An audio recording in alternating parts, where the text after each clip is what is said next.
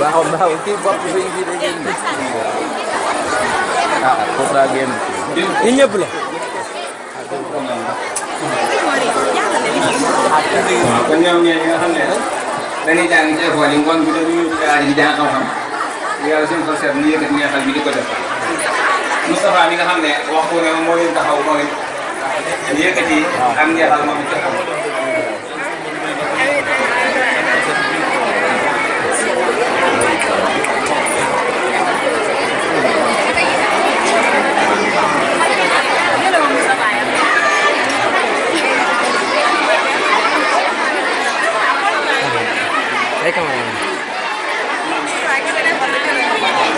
neexal bi soxna Ami Gueye loo ko xale yi mokkal moom moo ko jox. may ma tuut yow mi sëñ bi waaw kii day photo waaw.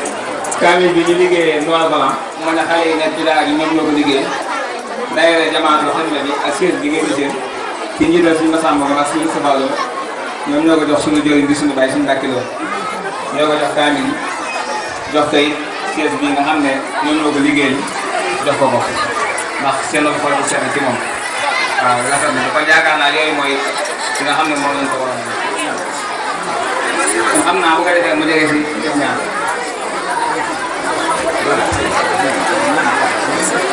xam naa si Cheikh Mbacke nga joxoon ni Serigne Cheikh Gueye bi nga xam ne moom moo doon liggéey photo yi ngeen di jël dëgg yàlla jàmbaar la lool moo ko doon defar doon ci jàmbaar la wax ko ne ci sonn photo yi ngeen di jël ci baax bi yëpp kon bu ko defee ñu daal di ñaan kon bu ko defee ñu ñaan ba beneen yoon yeneen yi yemale jotaay bi incha allah bu beneen yoon xam naa ñu doon waaye dañ koy bàyyi beneen yoon ndax waxtu moo xam bëri na sax émission yu tàgg ndax waxtu xam incha allah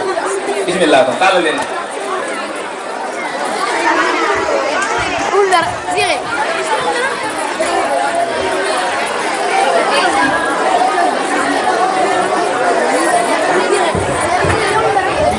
kon ñu nangu ñaan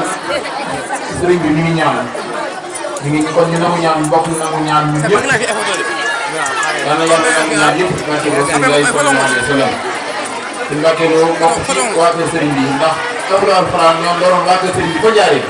kon bokk nga ci waa kër sëriñ bi kon yaa ngi ci dëkkam yàlla yàlla nangu ñaan yëpp ci barke alxuraan sëriñ bi te bis bi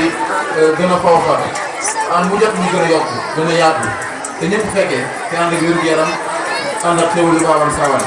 daara ji dama def ba ay nekkee étage barke borom Tuubaa ci borom mën na ko am na ko yàlla na ko def barke Rasulullah di ànd ak jàmm ak salaam amin amin ya rabbal alamin